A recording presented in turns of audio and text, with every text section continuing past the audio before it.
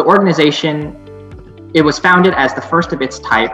There's no other organization exactly like ours, entirely youth-run, youth-led, and focused on empowering youth within international affairs, developing their skills, connecting them to experts in the field, and helping them transition to their eventual careers. So I'm here to talk a bit about what the Onero Institute has done in the past year, our year in review, if you will. We've hosted 22 FAFL and other events over the past year, including speakers such as Mr. Joe Kennedy, John Bellinger, Ms. Margaret Myers, Dr. Richard White, Dr. Deepa Olapalli, Dr. Saf Lubin, and we've also had many student guest speakers, and these have been phenomenal. Our community has really shown up to these events, engaged actively, asked a lot of thought-provoking and interesting questions, and we've had a multitude of great discussions as a result of these. Thanks, Andrew. And in addition to that, I want to shout out some of the other things we've been doing this year. Back in June, we had our anniversary of the very first Delta Foreign Affairs newsletter issue.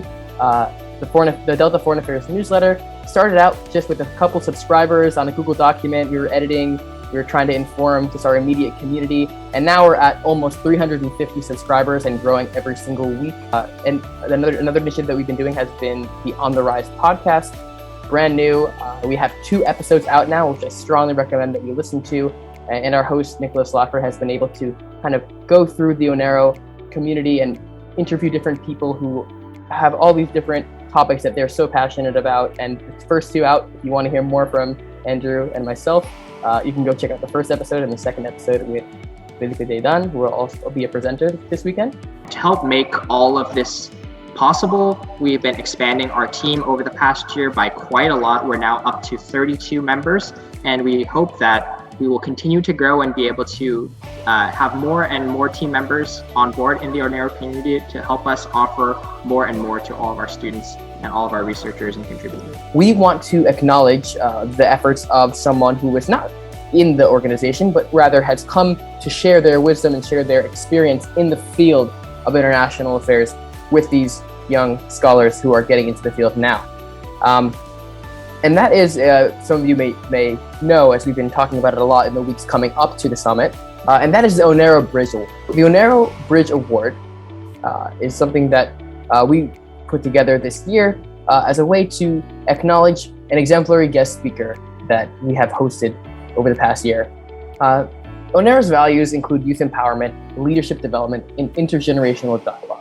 Now, over the past years, we have been very fortunate to hold all these professional events with phenomenal guest speakers who have embodied these values and so much more by discussing important topics in international affairs with our community. So the person who won this award was John Bellinger III, a wonderful, wonderful speaker. We were so thankful to have him with us, and we hope to continue to work with him in the future. And we cannot wait for the opportunity to be able to bestow this award upon him in person, as we are really excited to do. So the policy of European strategic autonomy has resurfaced to the center of political debates, prompted by changing security dimensions, historic calls for greater burden sharing, and Trump's America First policy, which has In this presentation, I'm going to elaborate on my piece, Khan's Court, which discusses prospects for the future of the International Criminal Court, given the appointment of its newest chief prosecutor. And then, on that note, I'd like to talk a little bit more about the U.S.-Taiwan defense relationship. So, it's based off of the Taiwan Relations Act and the 6 assurances that have been provided by the United States under President Reagan. Really, this organization is a testament to the hard work that every single individual who's a part of it puts in every single day in improving themselves and improving the world. And I really can't wait to see what they do, and I can't wait to see what this org does with their help.